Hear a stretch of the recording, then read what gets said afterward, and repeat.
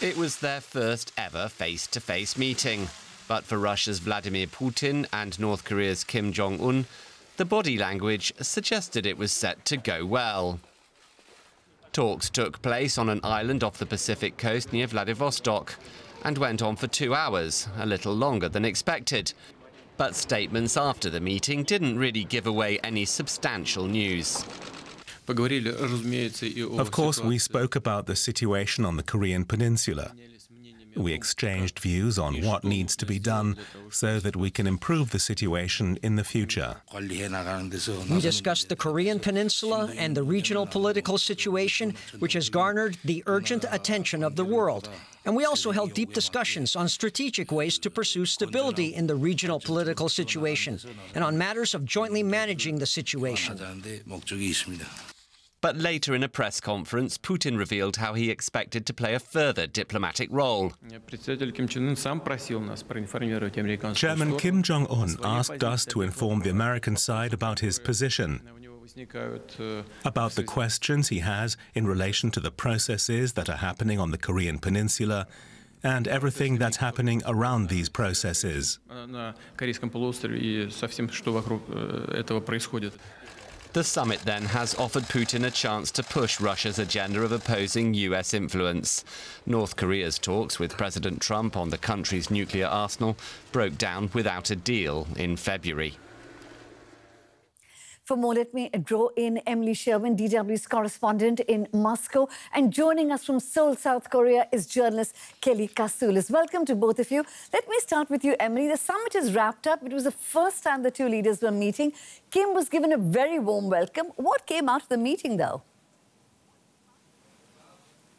Well, we didn't really see any big breakthroughs coming out of this meeting. After all, this was the first time that the two leaders met at all, as you say. So this was really very much the two leaders sizing each other up. And it seems that they came out of the talks with a kind of basis for a friendly relationship, judging from what Putin had to say after the meetings. He gave a small press conference, and he said that Kim was an open person. He called the discussions that they had had open as well. And he also said that Russia had kind of assumed somewhat of a mediator role. We'll have to see what that means going forward. But he said that Kim had said that everything that they had discussed could be passed on to other countries, and that Russia would pass on what Kim had said, the position of North Korea, to China and the US. And Kelly, what can you tell us about Kim Jong Un's expectations of this summit? Why was it so important for him? The summit was really important for Kim Jong Un because after the failed Vietnam summit with Donald Trump, he really wanted to broaden his portfolio of international allies that he can, kind of work or use leverage on to get some kind of easing of economic sanctions. Right now, North Korea is really hurting from the UN sanctions that have been affecting the country for the last couple of years, and it's looking for some kind of relief, especially as this denuclearization deal isn't happening very quickly. Emily, as we heard, Russia was keen on raising Pyongyang's controversial nuclear and missile program, and it did in these talks. Was there any indication that some progress was made on this issue? Well, speaking after the talks, Vladimir Putin said that North Korea wants further security guarantees, including on its sovereignty, the sovereignty of the country itself, in order to go forward with the denuclearization process.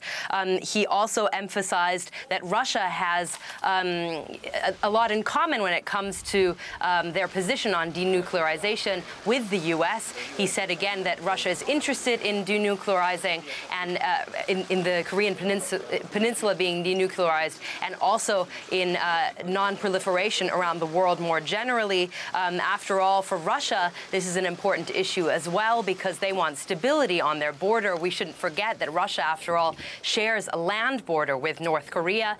And Putin was also very much advocating continuing talks, continuing to build trust, including by bringing in the Chinese, who were actually actually part of a previous format of six-way talks up until 2009. So we may see more diplomatic wrangling and a broadening of conversation, a broadening of the people brought to the table on this issue, on this crisis. And Kelly, apart from the nuclear issue, Pyongyang is in desperate economic straits. Did it get any support from Russia on the easing of sanctions that you mentioned earlier, and possibly financial aid? You know, so far we don't really know. There's not a signed declaration after this meeting, but we do know that North Korea definitely had every reason to talk about economic sanctions as well as other forms of economic cooperation.